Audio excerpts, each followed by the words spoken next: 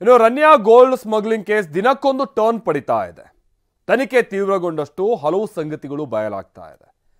ಇದೇ ಕೇಸ್ಗೆ ರಾಜಕೀಯದ ನಂಟು ಈಗ ತುಸು ಹೆಚ್ಚಾಗಿ ಅಂಟಿಕೊಳ್ತಾ ಇದ್ದು ಸಚಿವರಿಬ್ಬರ ಕೈವಾಡ ಇದೆ ಅನ್ನುವಂಥ ಆ ಸುದ್ದಿ ಏನಿದೆ ಅದು ಸಹಜವಾಗಿ ಬಿಜೆಪಿಗೂ ಕೂಡ ಬಹಳ ದೊಡ್ಡ ಅಸ್ತ್ರ ಆಗ್ತಾ ಇದೆ.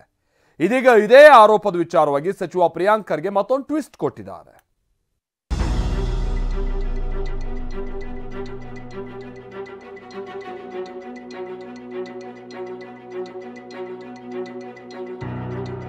ಬಿಜೆಪಿ ರಾಜ್ಯಾಧ್ಯಕ್ಷರು ಸಚಿವರ ಹೆಸರು ಹೇಳಲಿ, ಗಾಳಿಯಲ್ಲಿ ಗುಂಡು ಹೊಡೆಯಬೇಡಿ ಎಂದ ಪ್ರಿಯಾಂಕ್.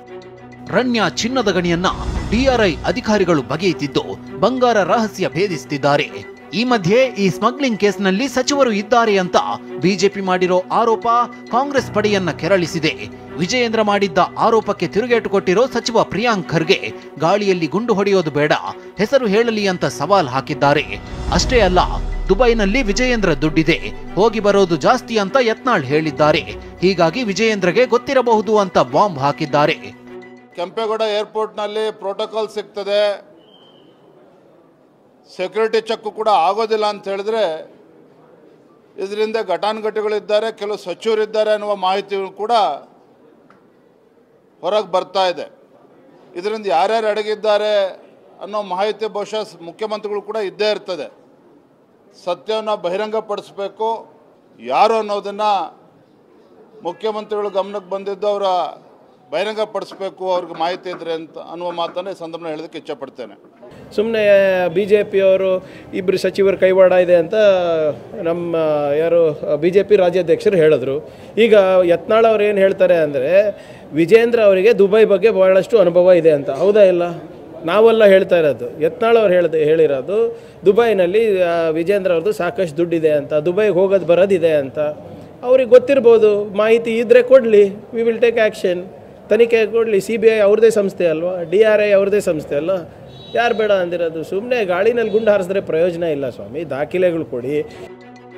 ವಿಜಯೇಂದ್ರ ದುಬೈಗೆ ಪದೇ ಪದೇ ಹೋಗುತ್ತಾರೆ ಎಂದು ಯತ್ನಾಳ್ ಹೇಳಿದ್ದಾರೆ ಎಂಬ ಖರ್ಗೆ ಹೇಳಿಕೆಗೆ ಪ್ರತಿಕ್ರಿಯಿಸಲು ವಿಜಯೇಂದ್ರ ನಿರಾಕರಿಸಿದ್ದಾರೆ. ವಿಜೇಂದ್ರ ಅವರು ಕೂಡ ಪದೇ ಪದೇ ದುಬೈ ಹೋಗ್ತಾರೆ, ಅಲ್ಲೂ ಕೂಡ ಸಾಕಷ್ಟು ಸಂಪತ್ತಿದೆ ಅಂತ ಹೇಳಿ ಇದ್ರ ಬಗ್ಗೆ ತನಿಖೆ ಆಗಲಿ ಅಂತ ಹೇಳಿ ಕಾಯ್ತಾ ಇದ್ದಾರೆ. ಆಯ್ತು, ಮಾತಾಡೋಣ ಅದ್ರ ಬಗ್ಗೆ. Thank you. ಬೆಂಕಿ ಇಲ್ಲದೆ ಹೊಗೆಯಾಡಲ್ಲ ಎಂದ BY ವಿಜಯೇಂದ್ರ, ಆದ್ರೆ ಬೆಂಕಿ ಇಲ್ಲದೆ ಹೊಗೆಯಾಡಲ್ಲ, ಈ ಬಗ್ಗೆ ಸಮಗ್ರ ತನಿಖೆಯಾಗಬೇಕು ಅಂತ ವಿಜಯೇಂದ್ರ ಆಗ್ರಹಿಸಿದ್ದಾರೆ. ಬೆಂಕಿ ಇಲ್ಲದೆ ಹೊಗೆ ಆಡೋದಿಲ್ಲ ಅಂತೇಳಿ ಹಿರಿಯರು ಹೇಳ್ತಾರೆ.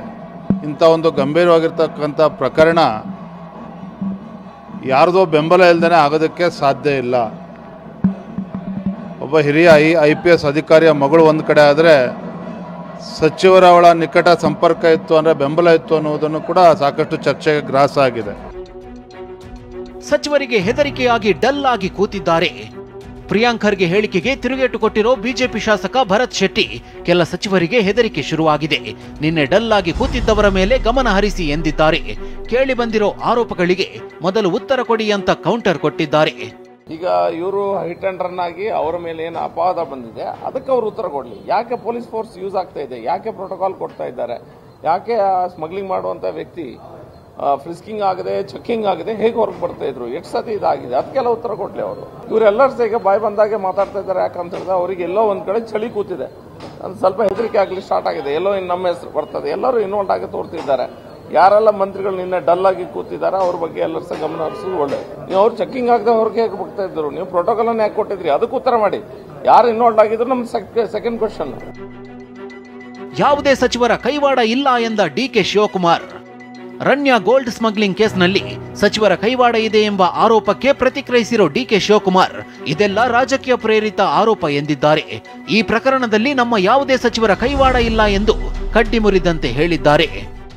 I don't think no minister is been involved. We don't know anything. It is all a political gossip which they are creating.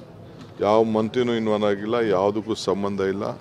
ಕಾನೂನು ಏನಿದೆ ಕಾನೂನು ಪ್ರಕಾರ ಯಾರೇನ ತನಿಖಾಧಿಕಾರಿಗಳು ಮಾಡ್ತಾರೆ, ನಮಗೂ ಅದಕ್ಕೂ ಸಂಬಂಧ ಇಲ್ಲ. ಕೇಂದ್ರ ಸರ್ಕಾರದವ್ರು ತನಿಖೆ ಮಾಡ್ತೀವಿ ಅಂತ ಹೇಳಿದರೆ ಮಾಡಲಿ. ರನ್ಯಾ ಪ್ರಕರಣ ಬಿಜೆಪಿಗೆ ಬ್ರಹ್ಮಾಸ್ತ್ರವಾಗಿ ಸಿಕ್ಕಿದೆ. ಸಚಿವರ ಹೆಸರು ಬಹಿರಂಗಕ್ಕೆ ಬಿಜೆಪಿ ಆಗ್ರಹಿಸುತ್ತಿದೆ.